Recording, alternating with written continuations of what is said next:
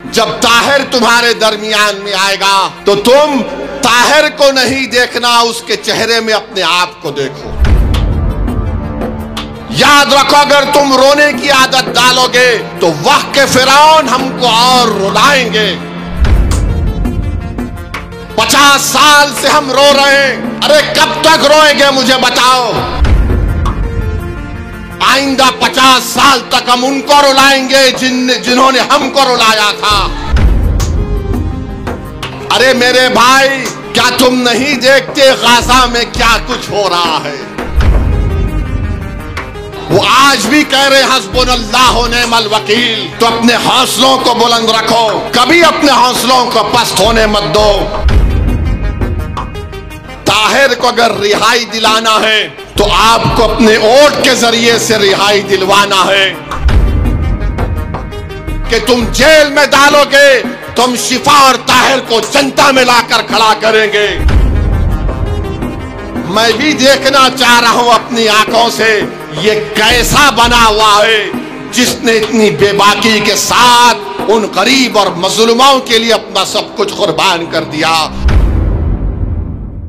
अदालत ने फैसला दिया है, ताहिर हुसैन 3 तारीख तक इंशाअल्लाह ताला मुस्तफाबाद में आकर आपसे मुलाकात करेंगे। सुबह 8 बजे से शाम में 5 बजे तक उनको इस बात की इजाजत दी गई है कि वो अपना इंतखाबी मुहिम इलेक्शन कैंपेन में हिस्सा ले सके। मैं आपसे सिर्फ एक ही अपील करूंगा, जब ताहिर तुम्हारे दरमियान में आएगा तो तुम ताहिर को नहीं देखना, उसके चेहरे में अपने आप को देखो।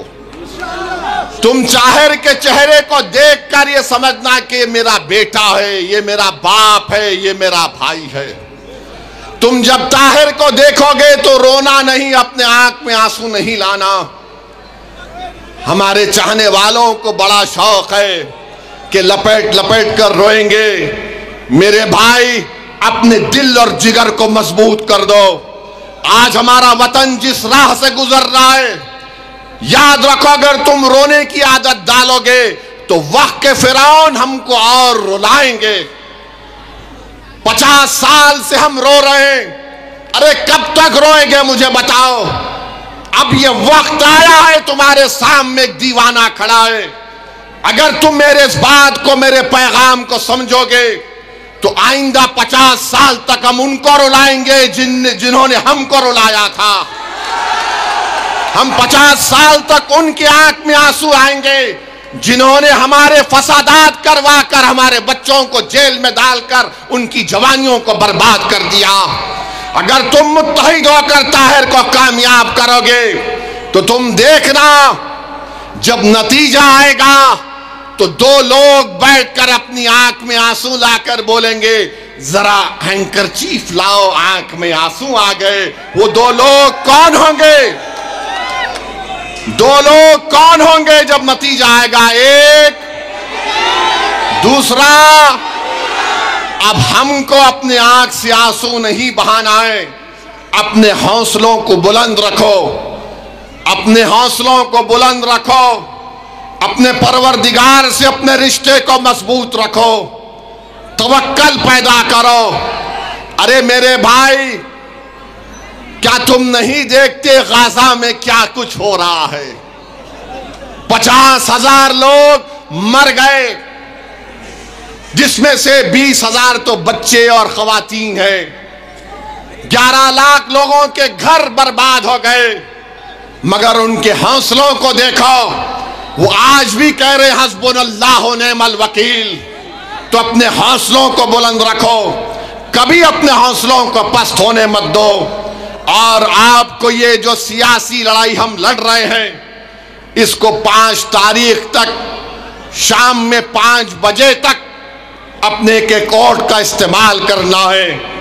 मुस्तफाबाद के लिए, मुस्तफाबाद की अमन के लिए, मुस्तफाबाद के भाईचारगी के लिए, आपकी एक आजाद आवाज को दिल्ली के विधानसभा में भिजाने के लिए मेरी आपसे दरमंदाना अपील है कि ताहिर तो जेल को चला जाएगा, मगर मेरे भाई, ताहिर ताहिर को अगर रिहाई दिलाना है तो आपको अपने वोट के जरिए से रिहाई दिलवाना है। कानून तो अपना काम करेगा। जिन वक्त के फिरौनों ने ताहिर को जेल में डालकर समझा था कि हम इसको बदनाम करके गुमनाम कर देंगे, मजलिस ने और ओवैसी ने कहा कि तुम जेल में डालोगे, तुम शिफा और ताहिर को जनता में लाकर खड़ा करेंगे। अब जनता में आपके सामने है, जनता को अपने जमहूरी अंदाज में अपने के कोर्ट का इस्तेमाल करके ताहिर हुसैन को कामयाब करिए। ये आपकी कामयाबी होगी और इंशाअल्लाह ताला मैं भी आऊंगा, ताहिर को मिलूंगा।